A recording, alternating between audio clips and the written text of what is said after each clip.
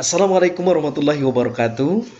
Mungkin teman-teman masih ingat dengan Perdana Menteri Malaysia yang sebelumnya, yaitu Ismail Sabri, ketika berkunjung ke Indonesia menemui Presiden kita, Insinyur Haji Joko Widodo, pada tanggal 2 April tahun 2022 yang lalu. Pada pertemuan itu, Perdana Menteri Malaysia memiliki keinginan untuk menjadikan bahasa Melayu diusulkan menjadi bahasa kedua ASEAN. Saat itulah para pegiat bahasa Melayu Malaysia bersemangat untuk memartabatkan kembali bahasa Melayu yang bisa dikatakan penggunaannya mulai redup di Malaysia. Namun keinginan itu kandas ketika Menteri Pendidikan dan Kebudayaan, yaitu Menteri Nadiem Makarim, menolak dengan tegas usulan tersebut. Lalu, berbagai cara dilakukan oleh para profesor di Malaysia. Misalnya, mereka selalu mengatakan bahwa bahasa Indonesia adalah bahasa Melayu. Dan Malaysia mempunyai rencana untuk melakukan perundingan dan kompromi dengan Indonesia untuk mengubah nama bahasa Indonesia menjadi bahasa Melayu Indonesia.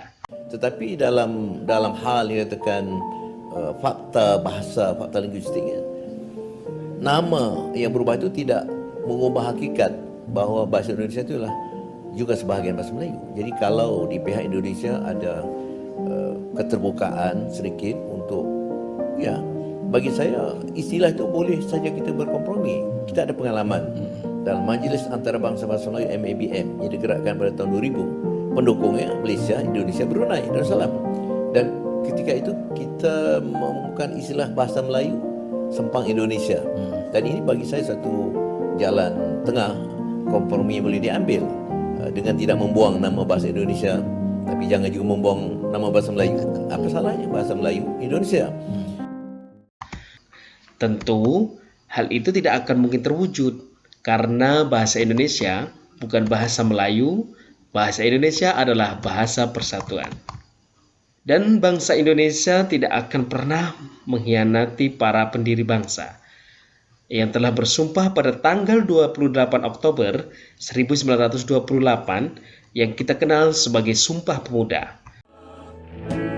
Sumpah Pemuda, kami, putra dan putri Indonesia, mengaku bertumpah darah yang satu, tanah air Indonesia.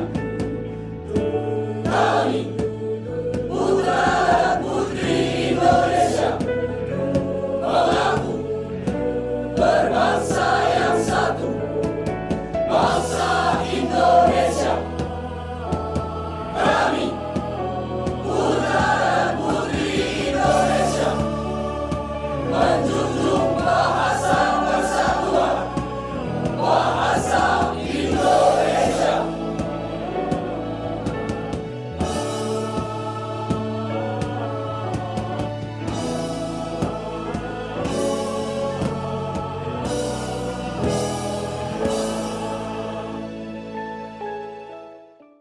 Sebetulnya, Malaysia pernah punya pengalaman terhadap pengubahan nama bahasanya. Salah satunya pada tahun 2007, Malaysia mengubah nama bahasanya dari bahasa Melayu menjadi bahasa Malaysia.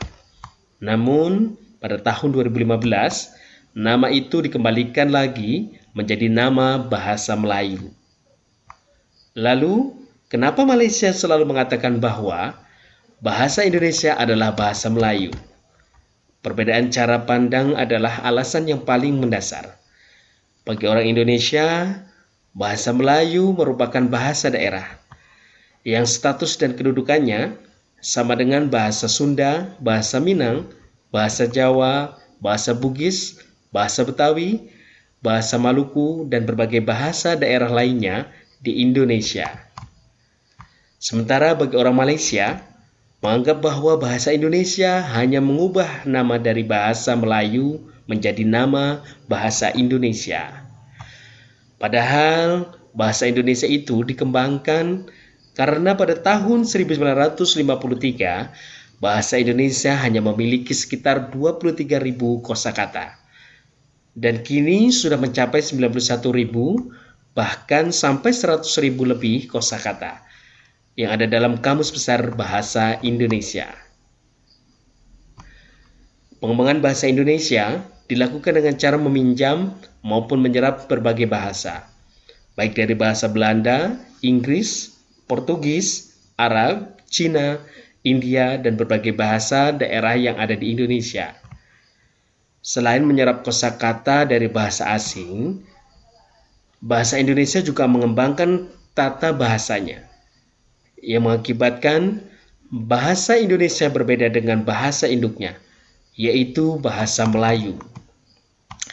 Baik, kami ingin mengingatkan kembali bahwa bahasa Melayu yang menjadi induk dari bahasa Indonesia bukan bahasa Melayu yang di Malaysia, tetapi bahasa Melayu kita sendiri, yaitu bahasa Melayu Riau, yang dikembangkan oleh penulis terkenal, yaitu Raja Ali Haji, yang pada tahun 2004 beliau diangkat menjadi pahlawan nasional sebagai bentuk penghargaan terhadap jasanya sebagai bapak bahasa. Kemudian di Indonesia sendiri, bahasa Melayu memiliki beragam dialek yang berbeda antara bahasa Melayu yang satu dengan bahasa Melayu yang lain.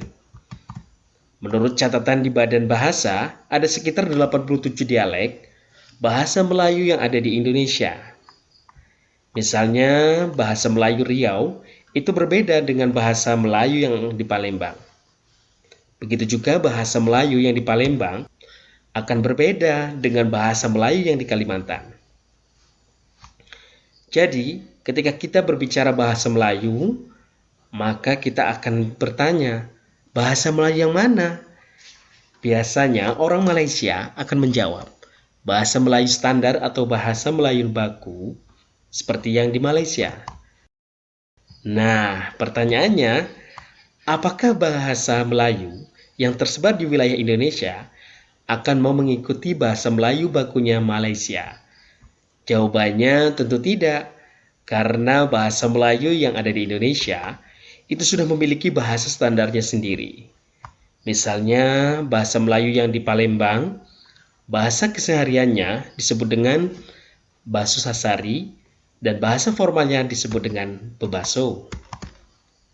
Begitu juga dengan bahasa Melayu yang lain, tentu bahasa Melayu bakunya Malaysia bukan rujukan bagi bahasa Melayu yang ada di Indonesia. Silakan teman-teman untuk menambahkan pendapatnya di kolom komentar. Terima kasih. Wassalamualaikum warahmatullahi wabarakatuh.